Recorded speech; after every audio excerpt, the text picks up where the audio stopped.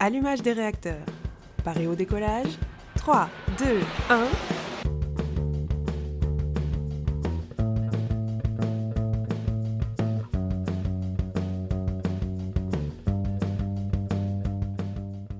Bonjour à tous et bienvenue dans Rocket Talks, c'est Julie et Marine et aujourd'hui on vous retrouve avec l'épisode 2 d'Astro Talks. Donc aujourd'hui on va parler des signes de la Terre. Effectivement, on va parler des signes de terre aujourd'hui qui sont les taureaux, les vierges et les capricornes. Est-ce que tu en connais déjà? C'est quelle date? Ah oui, Je sais pas, moi j'arrive pas à me repérer avec les signes. Pas de soucis. On tient juste à préciser qu'aujourd'hui nous ne sommes pas seuls, nous sommes accompagnés de 2 animaux, donc si vous entendez des bruits en arrière-fond, c'est normal, tout se passe bien, il y a un gros chien, j'allais dire un petit chien. Roméo Il y a et, Roméo et Chanel. Un petit chat. Petit, oui, là tu peux dire petit. On espère que vous avez aimé le premier épisode de Astro Talks, parce qu'aujourd'hui ça va être le même format, on va expliquer les grandes caractéristiques des 3 signes et on va un petit peu débattre autour, alors pas forcément débattre mais surtout savoir si on en connaît et si... Le petit chat vient de sauter sur la table. Le petit chat veut se joindre à nous dans la conversation. J'en peux plus. On va expliquer les grandes caractéristiques de ces 3 signes et débattre autour, sans forcément débattre, mais surtout savoir si on en connaît dans notre entourage et si c'est fidèle au portrait, entre guillemets. On rappelle bien entendu que nous ne sommes pas des expertes et que ça reste un sujet assez complexe. Bonjour Roméo. Roméo et Scorpion. Pour la petite info, on va faire un petit rappel très très bref des origines de l'astrologie, puisque si vous avez manqué le premier épisode d'Astro Talks, on vous invite bien évidemment à le retrouver sur Spotify, Deezer ou YouTube. Dans ce premier épisode, on avait parlé des signes de feu, déjà, qui sont les premiers éléments du zodiaque, mais avant tout de l'origine de l'astrologie. Donc petit rappel du contexte pour les retardataires, l'astrologie en bref, c'est quoi Marine? Alors ça correspond pas du tout aux horoscopes des magazines poubelles, ça vient des astres et des constellations, et c'est très très très ancien, et ça a longtemps été de pair avec l'astronomie, mais aujourd'hui c'est pas du tout considéré comme une science. Donc voilà un petit rappel pour l'astrologie en général, et donc aujourd'hui on se concentre sur les éléments terre. Donc les éléments de terre sont les taureaux, les vierges et les capricornes, comme l'a dit Marine en début d'épisode. Donc c'est le deuxième élément naturel, et de manière générale on dit que les signes de terre se démarquent avec leur attachement au monde matériel. Comme, comme par exemple des beaux vêtements, une belle maison avec une belle décoration, ça peut être aussi garder les souvenirs par le matériel. Donc ils sont très très très ancrés sur des choses tangibles. Ils sont très caractérisés comme stables et très pragmatiques. L'expression être très terre à terre leur va à merveille. Effectivement. Ils sont aussi très productifs et dotés d'une volonté incontrôlable. Les signes de terre sont décrits comme les constructeurs du zodiaque, donc par exemple, ils ont plus de facilité à construire une maison ou à créer une entreprise, voilà. Et on rappelle bien évidemment à nouveau que heureusement le signe ne définit pas la personnalité entière. Heureusement, parce que sinon on serait tous des clones. Donc les taureaux, ce sont les personnes qui sont nées quand, Marine?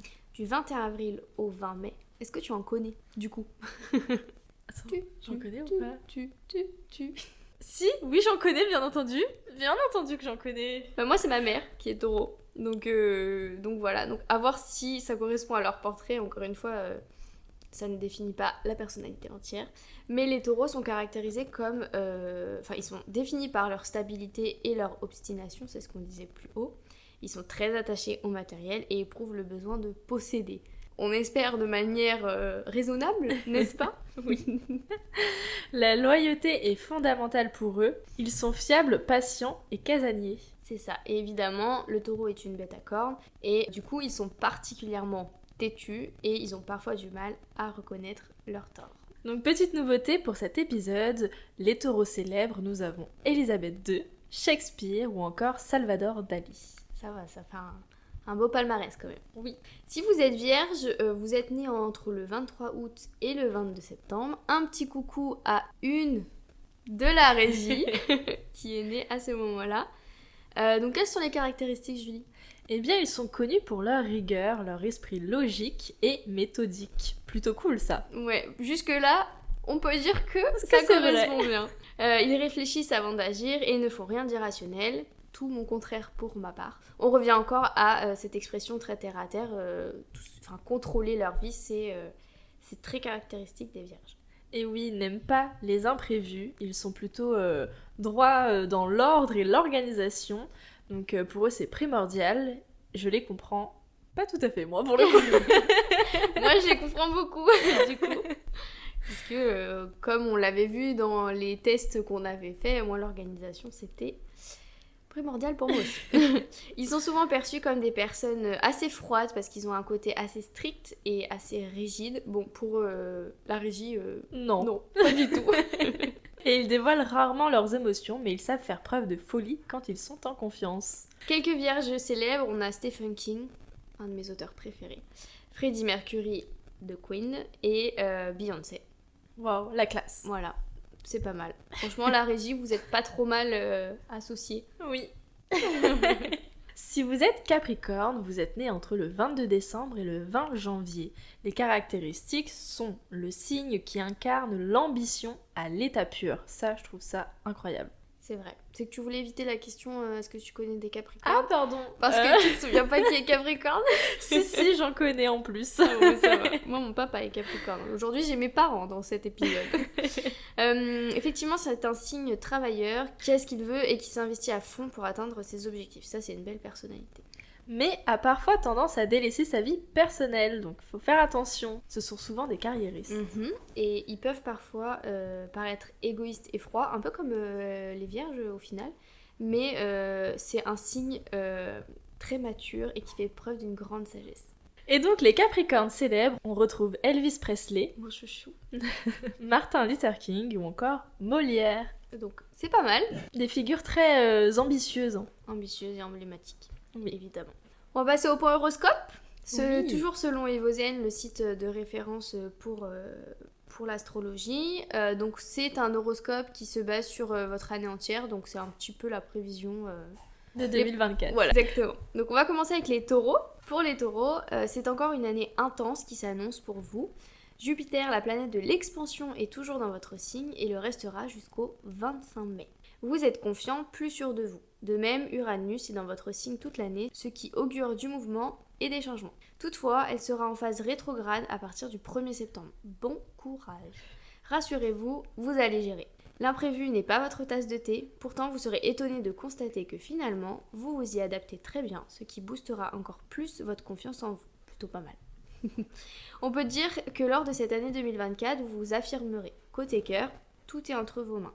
Vénus, votre planète, sera en course directe toute l'année. Autrement dit, vous avez bien de la chance. Si vous parvenez à contrôler certains petits excès en lien avec votre possessivité, l'année sera exaltante. On revient encore avec la possessivité. Hein, Ça ne vous quitte pas. Voilà, exactement, tout doucement. Pour les vierges, cette année 2024 s'annonce plutôt bien.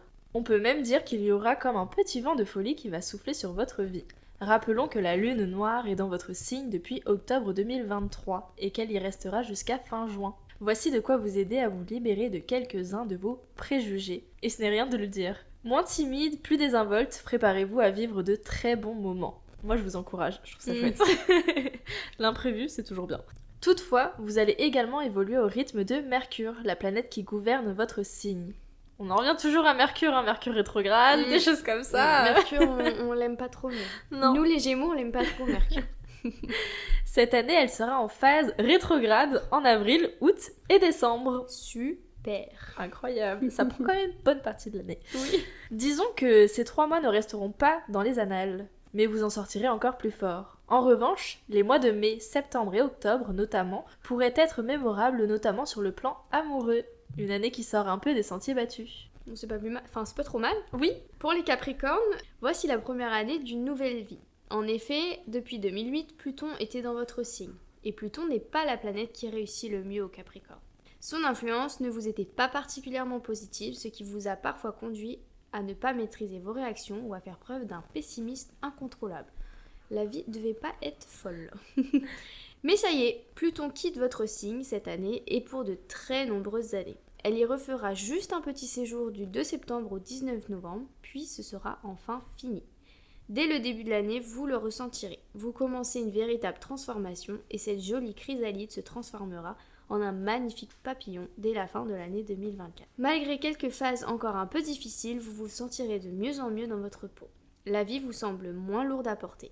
la réputation plutôt rigide du Capricorne risque bien de voler en éclats. C'est plutôt pas mal, hein? Un bel horoscope pour les Capricornes. Oui, quand oui, même. oui. Donc si vous vous retrouvez dans les signes, n'hésitez pas à nous le dire sur nos réseaux. Et oui, retrouvez-nous sur Facebook ou Instagram, Rocket Talks Podcast. On se fera une joie de vous répondre. Quant à nous, on se retrouve dimanche prochain à midi pour un nouvel épisode. À dimanche!